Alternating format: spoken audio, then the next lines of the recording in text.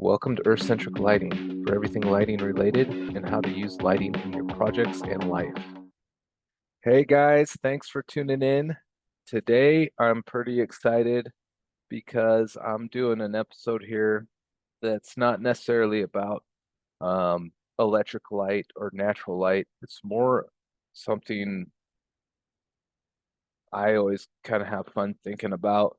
It's more philosophical light, kind of like the aspect of someone's inner light, whatever that means to you guys. But I think there's a lot of power behind that imagery. And because I know, especially today it's November 3rd, 2025. Everyone went through COVID, and here in the States, there's a lot of this. Um, you can feel it, man, the tension between people, and there's a lot of political things with left versus right, and then maybe being in the middle. And a lot of people, I feel like, from what I can tell, are either set, they're like, this is the way it needs to be, or other people are like, I don't even know what's going on. I don't even know what to do. I don't even know who the enemy is. We're all people, right? So, uh, and then on top of that, AI is coming out. So a lot of people have a lot of stress and fear about that. And um, like, how do you move forward? What's the next steps?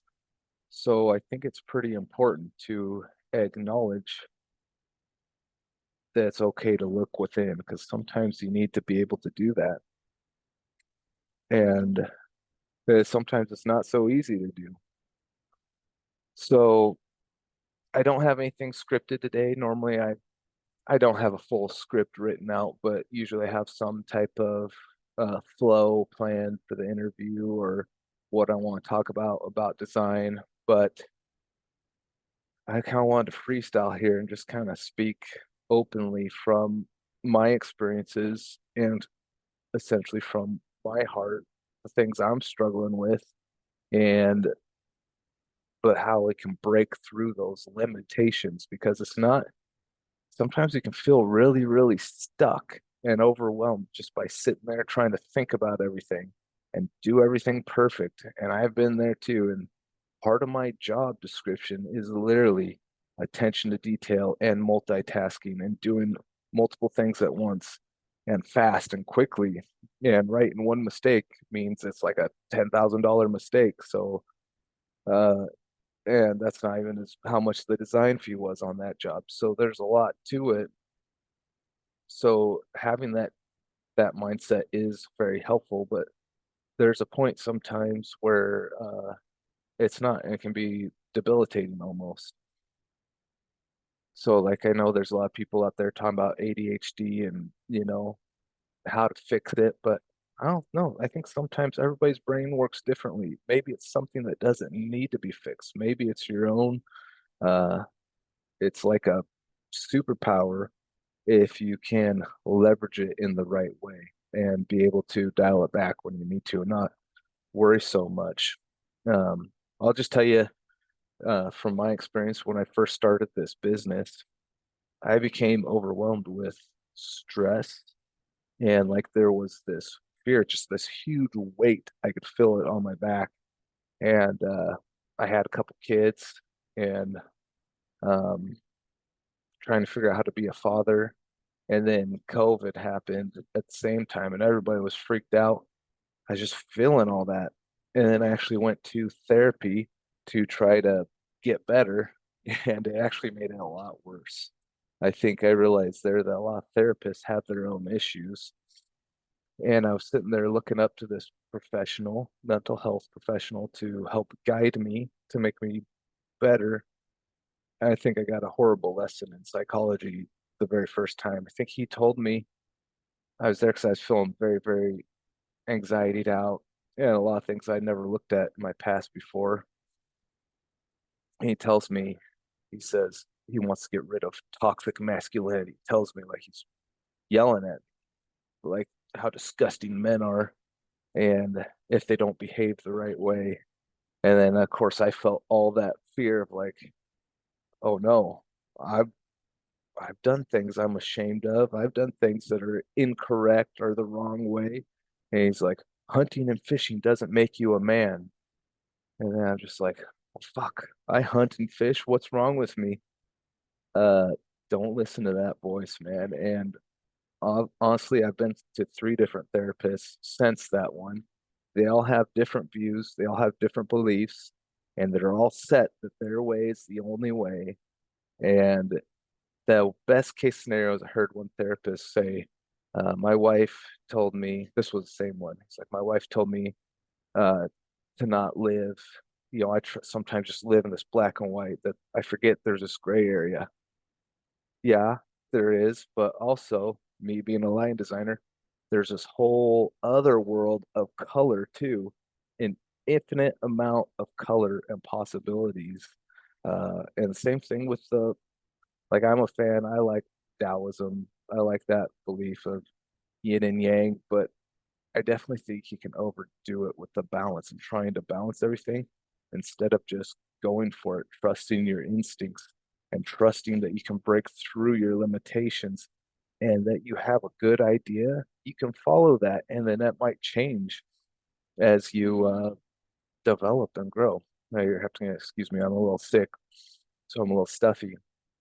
But that's a good point right there too, because I used to be a guy who would get sick twice a month, and I would just be like bedridden for like a week, just trying to.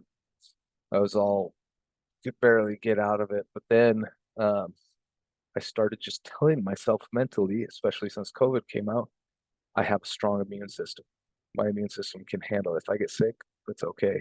Now I get sick like once a year, and so the way that you talk to yourself really, really matters. And um, it's not just like where the therapists think a lot of people say there's only two types of people in this world, or we try to lump them in with certain categories.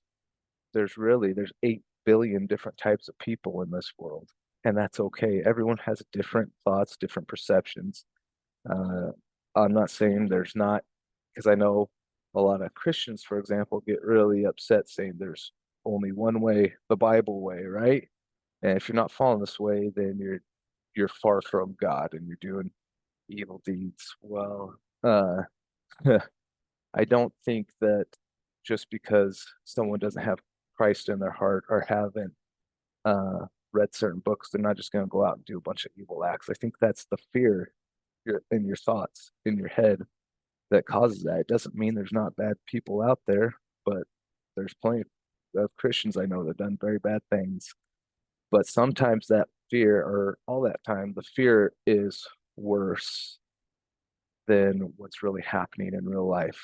And it doesn't mean those bad things don't happen, that they didn't happen. I'm not saying that because they absolutely do. But I think sometimes we gotta learn and bring wisdom from the past into our present and write our better future, not by trying to control other people or tell them what to do or this is the way to do it, but by encouraging them to do it the right way for themselves, encouraging them to be themselves and that they are strong. I did a YouTube video a while back, but we did this experiment called the rice experiment. Me as a family with the girls, and I cooked rice, just plain rice, nothing special. And this is not a human being, mind you, it's just food, right? And we put it in two different jars, and we labeled one as the love jar and one as the hate jar. And we set them separate from each other in the same exact room with the same amount of light and the same amount of airflow, everything. But the only difference is when we came down each morning after waking up, we said three nice things to the love jar and three mean things to the hate jar. And after 2 weeks, the hate jar looked very, very moldy and brown. All the rice was brown, and there was a lot of moldy spots. And the love jar, it still looked clean almost as day one, is what was put in there. Maybe it's coincidence, I don't know, but it's definitely something that makes you think. Like what comes first, the chicken or the egg? So grinding and doing a bunch of hard work is very useful. Yes, I think hard work is absolutely necessary. And it's a healthy thing because it feels good when you accomplish things.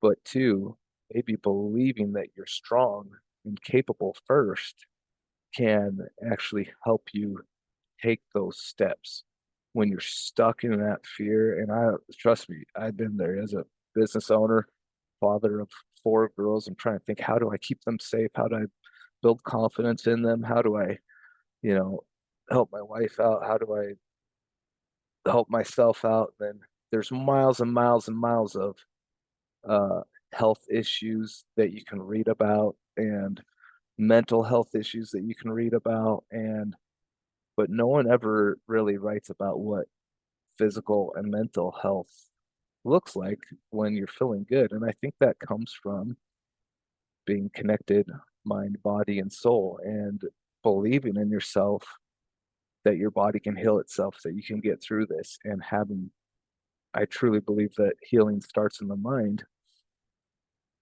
because I know earlier I was saying that, yeah, the bad things happen. We don't need to ignore that.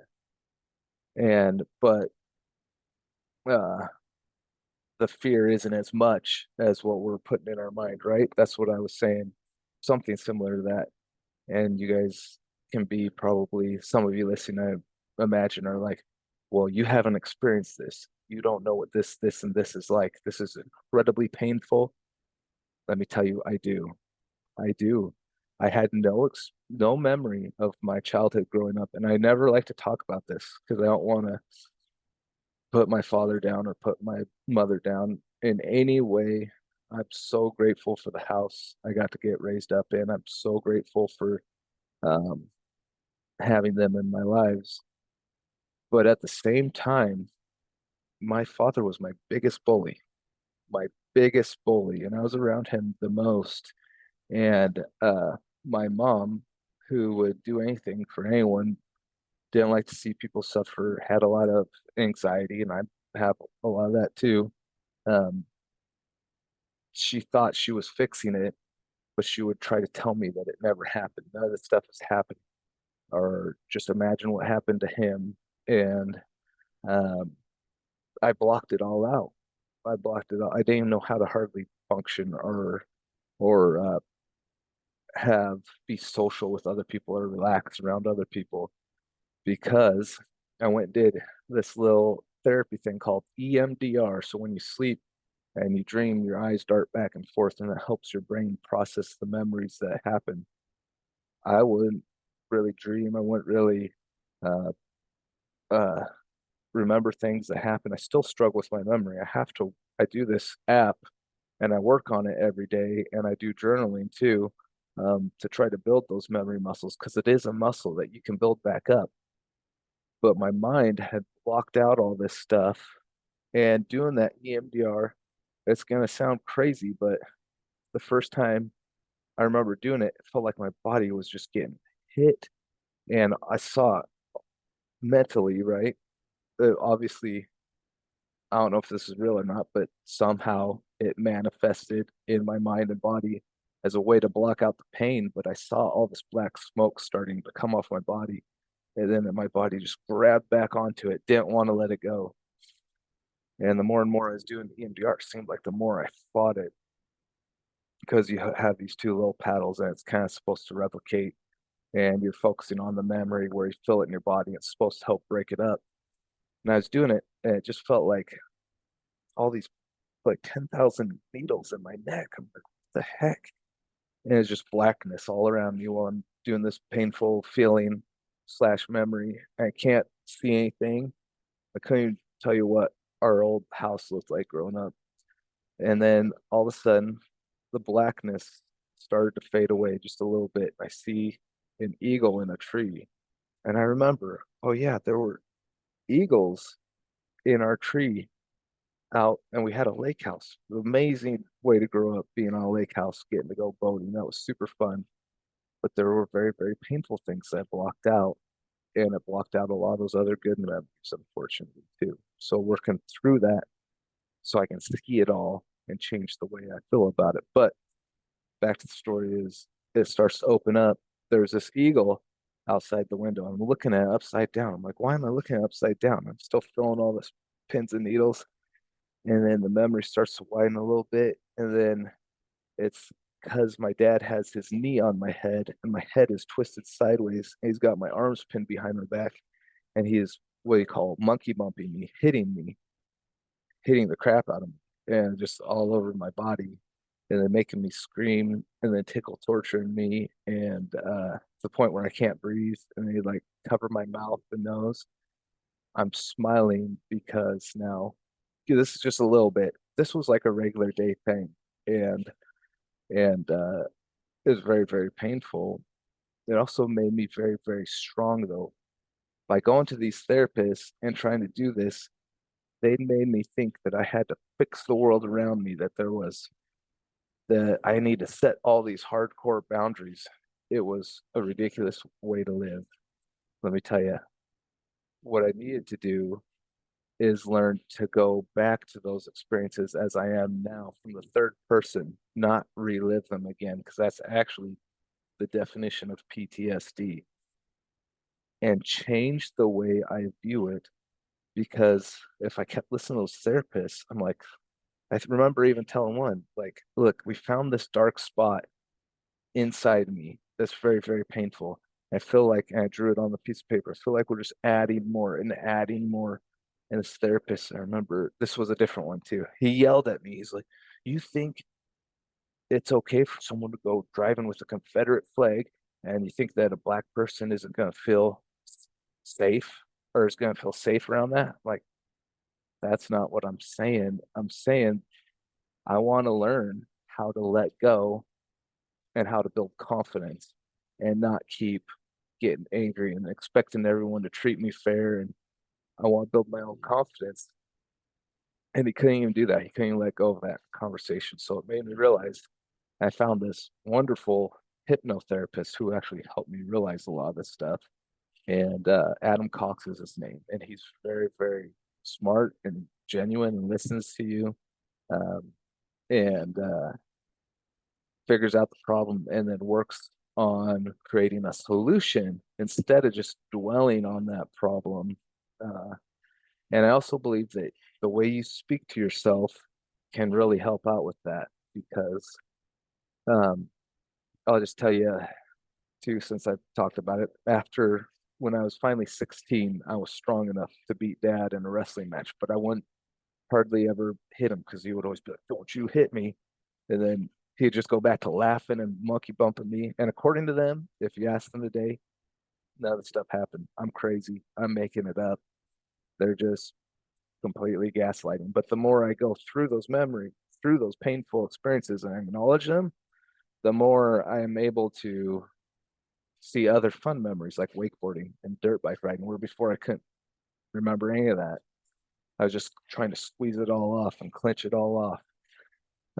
There's still a lot of work to do, but it's very, very helpful to go back from the third person perspective as you are now and see yourself almost like you're watching a movie instead of the first person and reliving it. Because then you're just going to keep trying to block that stuff out if you experience something painful like that. I imagine most people in their life have.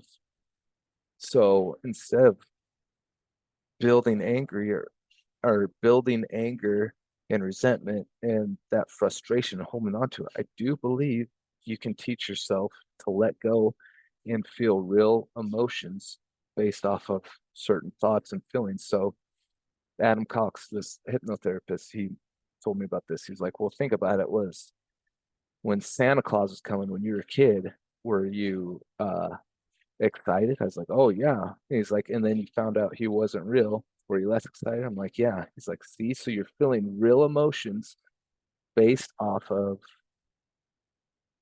something that hasn't fully happened. He's like, so you can create that for yourself. And he helped me out with this, writing this story where I felt more like kind of gave me back my power in a sense and my uh what's the word? I'm missing the word here.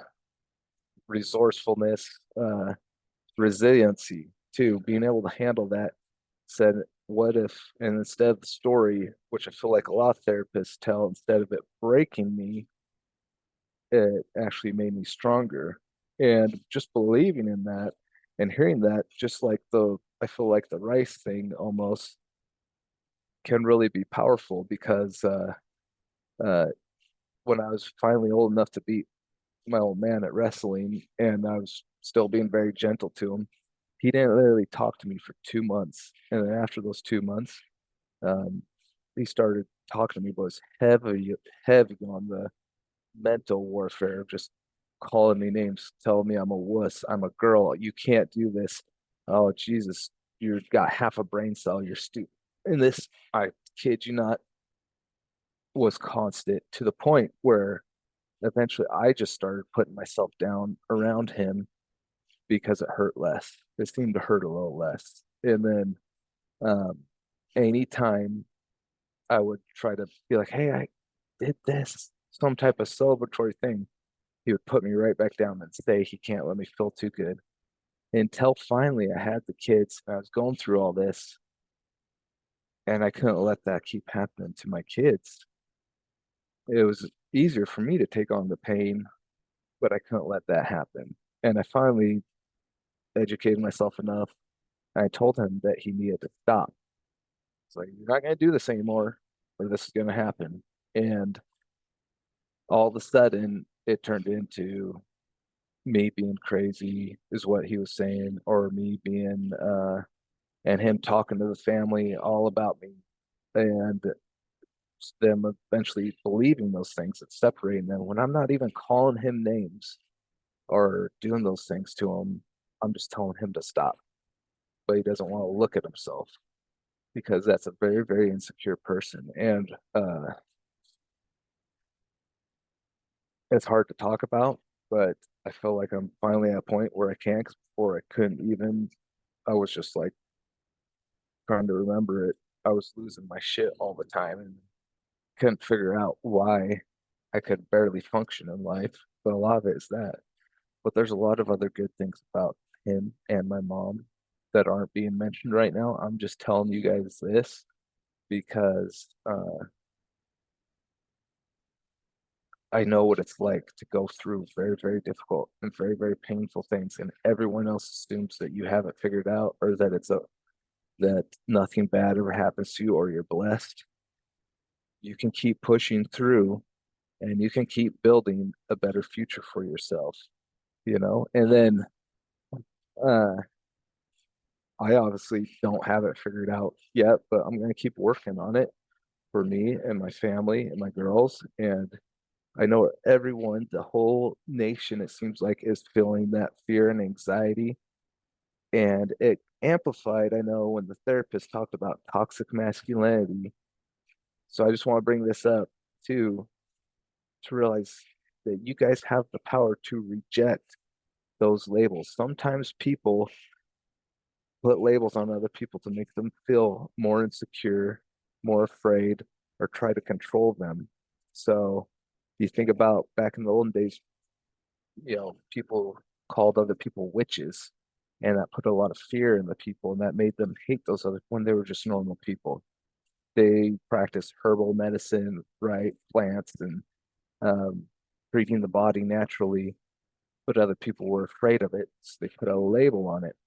So you think about from a therapist point of view, I don't want to label all therapists as the same, but they're doing lots of reading, lots of studying the mind, and they think the mind is the only thing, the prefrontal cortex that matters, right?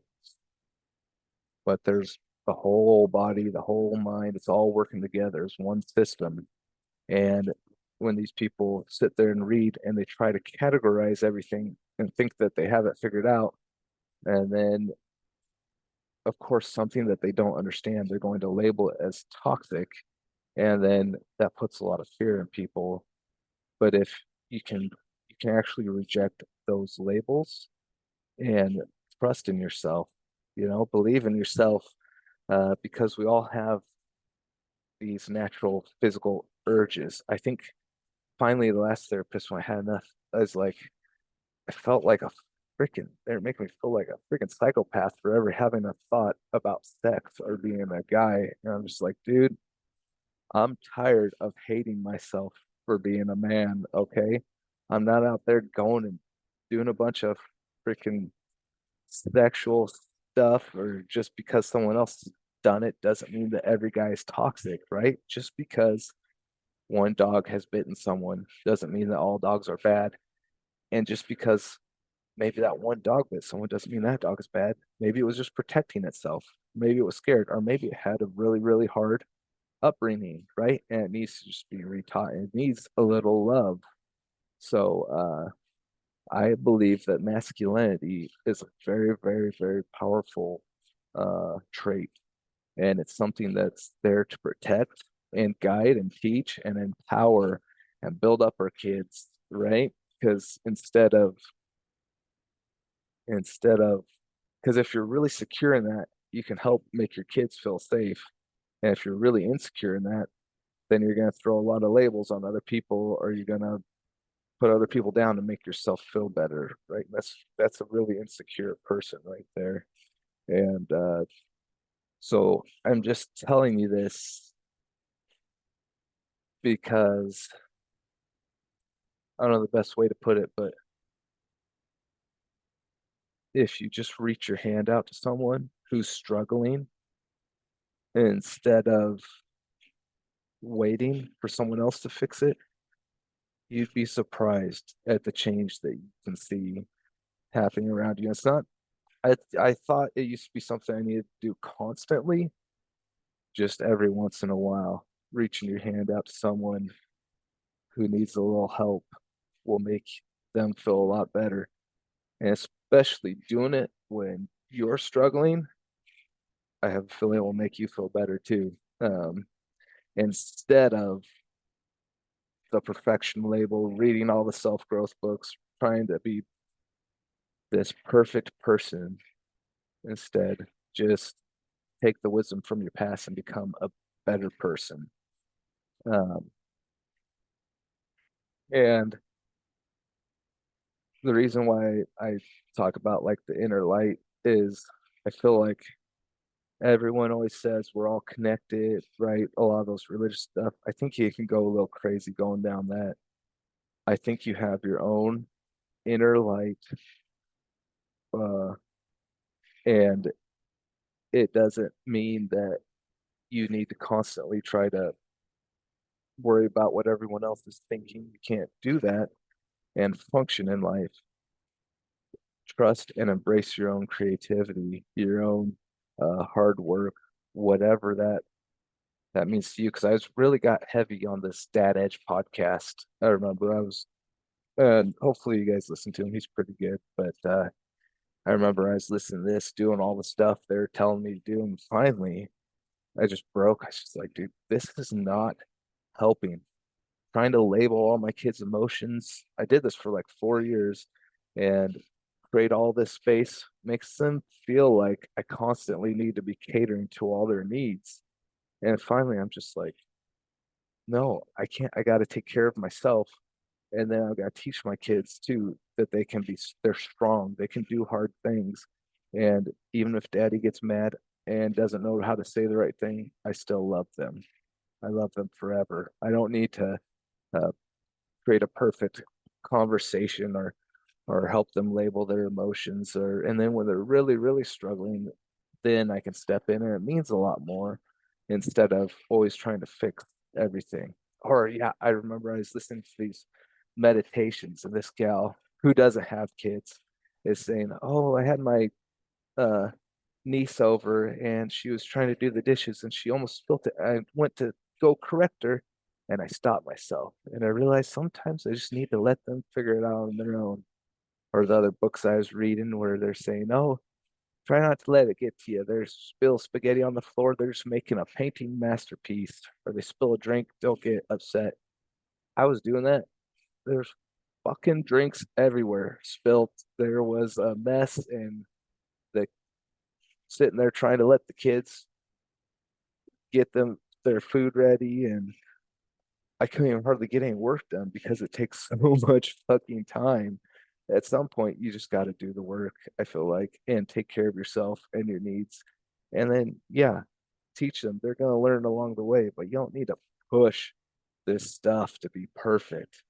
You can just be better, And I feel like again, I'm kind of rambling here because of there's no real script or set few topics I have, just kind of speaking what comes to my mind. But um I know it's a lot with everything going on. And you sometimes people just know that sometimes people use, unfortunately, especially on all those social media platforms and a lot of the podcasts, you're trying to look to better yourself in those books, but ask yourself, what are they selling? Sometimes they use fear and they identify your pain points. I've read books like this too, where they try to identify your pain points. And for me, the purpose is to identify those pain points and help alleviate those pain points and make it easier for your customer. Not everyone does that, unfortunately. They identify the pain points and then they highlight them, and you end up feeling shame, guilt, or fear. And they realize that that drives sales, that drives you to their business. So I hope you don't fall for that. I hope that you have enough internal guidance and awareness to trust in yourself and you know do what's good for you and what's good for others too, because we need more of that in this world, I feel like. And obviously don't take complete advice from me, but follow your own instincts and intuition, um, because I'm speaking from just a, a little uh let's see, 39 years of living life. And there's obviously other people who lived older than me, and their answers are right too. Some of the things they say, I imagine, are wrong, but I also don't think that you need to be afraid of God. Hey there, guys. It's advertising time. And right now, I just want to hop in here and let you guys know that I don't even do paid advertising. A lot of these episodes are just free, and I'm putting out a lot of knowledge from my experience in lighting design. And every once in a while, I'll throw a little ad out there for TK Lighting Design, or doing maybe another promotional program when we're doing a sale. But we keep it pretty clean and try to just put out a lot of information so you guys can learn and get the most out of this show. And if you like what we're doing here, I would love it if you guys could go over and support us at patreon.com. It's just $5 a month. And or you can choose how much you want to donate, because I do want to keep this going. I just started this year. I plan on doing 12 episodes a year, so just one a month. And I've had some pretty great people on. One was that comes to mind was Robert Soler, who was a ex NASA specialist, and he specialized in lighting, and it was really fun talking to him. And then some other great people that I've known. And this show is mostly about electric light, yes, but it's earth-centric lighting. So a lot of people I know are into that inner light type thing too. So any wisdom and knowledge that you have to share is what we want to, where we want to grow this. And specifically, I believe, with lighting, because we've evolved to the rising and setting of the sun. And it's only the last 150 years that that electric light bulb was invented. So you can really learn how to leverage light to create better health and wellness for your overall uh, interior space and your exterior as well.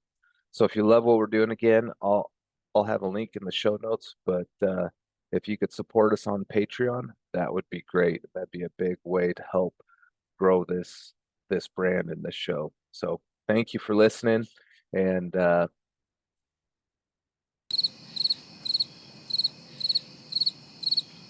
I choked at the end. Thank you for listening. Have a great thanks for listening. Back to the show. A lot of people do that. But yeah, the one therapist told me, he was like, oh yeah, he's yelling at me. He's like, yeah, you think God sent down lotuses for the father sleeping with his kids. I'm like, finally, I was like, dude, I'm not coming here to keep creating mental stress. I have four beautiful daughters. I'm trying to figure out how to protect them. And you seem to just hate men. I'm gonna quit listening to you. I'm gonna trust that I have enough strength and wisdom. Uh, and if not, I'm going to learn it to figure out how to be the father that they need. And sometimes that's not always the father that they want. I want to have fun with them and play with them all the time, but I can't. Sometimes I got to discipline them, and it sucks. Um, and just sitting there dwelling on all that other stuff. And I don't think it's true. God didn't send no lotuses when dad was beating me up as a kid. And I'm not trying to be disrespectful for anyone, but I do see that fear of God hurt a lot of people. And even a friend of mine, because their family and her parents were always putting God first over her family. And that obviously wasn't their intention, but that's the way she interpreted it.